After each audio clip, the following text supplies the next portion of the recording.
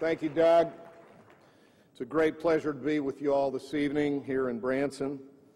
And tonight is an exciting night as we come together as Republicans, united, prepared to nominate Senator John McCain as the next President of the United States of America.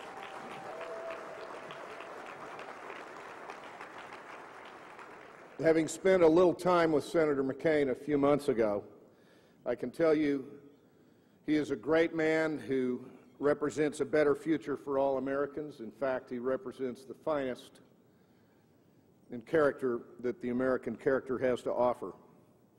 And in those respects, he is a stark contrast and positive alternative to the Democratic candidates who are bent on raising taxes and embracing our enemies. Tonight, we stand united behind John McCain, our candidate for President of the United States.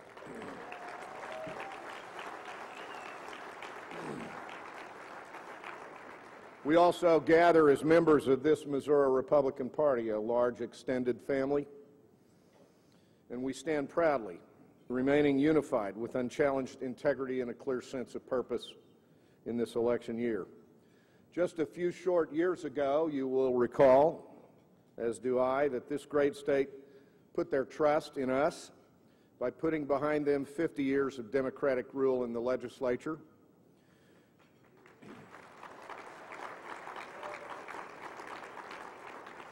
and 12 years of a detour as they controlled the governor's office. That's because for far too long the Democrats' powers that be had abused the public trust. As President Pro Tem of the Missouri Senate during the challenging days from 2001 to 2005, and the first of our party to hold that office in 53 years,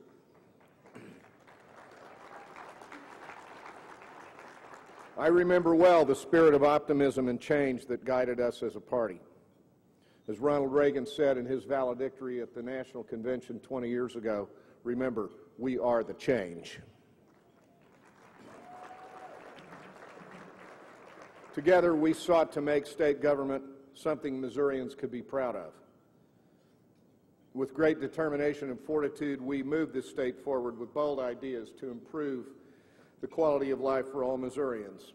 And in short, in doing so, we delivered on our promises.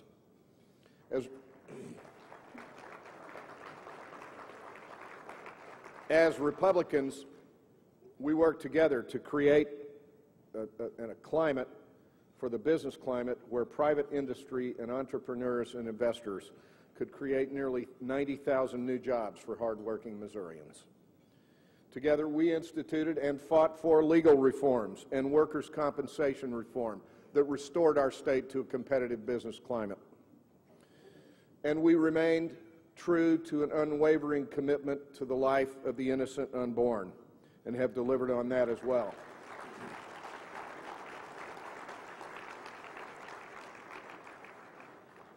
We, as I said, created an environment where a small business can prosper. Where needed, with a balanced approach, we crack down on illegal immigration. Together we have, without a tax increase, under the leadership of this administration, provided more than $1 billion in new funding for education. And we have taken major new steps to protect our most vulnerable citizens, our children and elderly, from those who would prey upon them. With all these accomplishments, it is important that I mention something we did not do. We did not raise taxes on Missourians.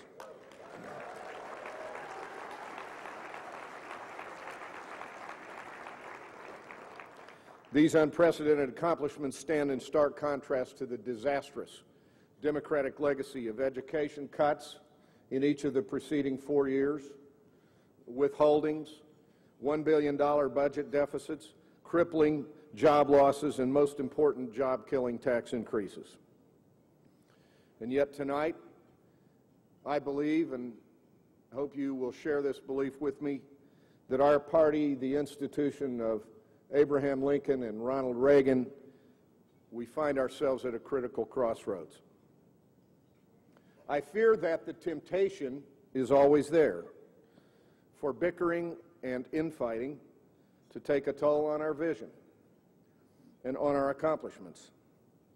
The temptation to go down the road toward divisiveness and bitterness and personal animosities in some cases is too tempting within the very party that we have all given our time, energy, and commitment to defend.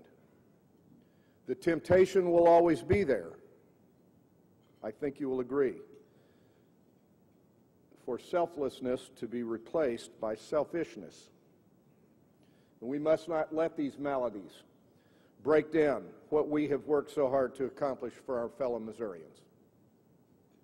And we must not allow Missourians to be deceived by our friends in the opposition party who have too often been allowed to get away with offering up empty political rhetoric instead of being challenged to actually join in governing and offering real solutions.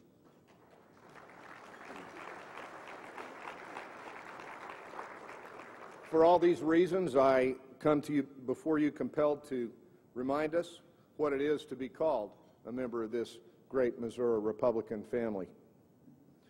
We must, this very night, you and I, embrace those values that built this party and made us strong and successful and worthy of the public trust.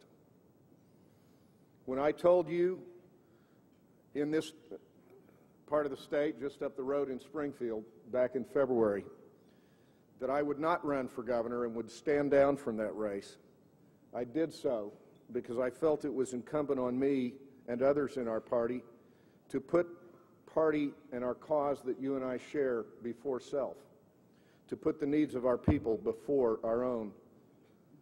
And so tonight I implore each of you to put aside any differences we may have and come together in a spirit of unity as Republicans.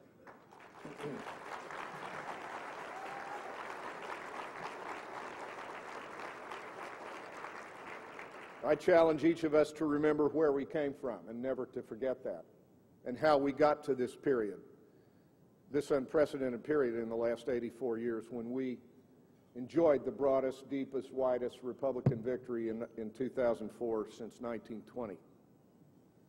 We must not deny who we are as a party, and we must pick ourselves up and restore Missourians' faith and always be true to that faith in our vision. For if we fail, I can tell you the other party is not ready to govern.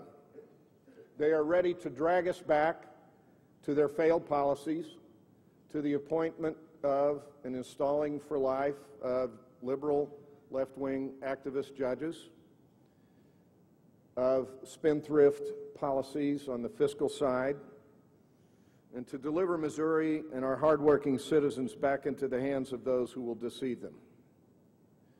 If we allow this to happen, you and I will find our state on the Democratic road to ruin. And the outcome of that choice lies in your hands and in mine this election year. We must remind our fellow Missourians that Missouri Republicans have brought this state forward and will continue within great integrity to do so for many years to come. Tonight I am proud to be a Republican and I am proud to be a Missourian.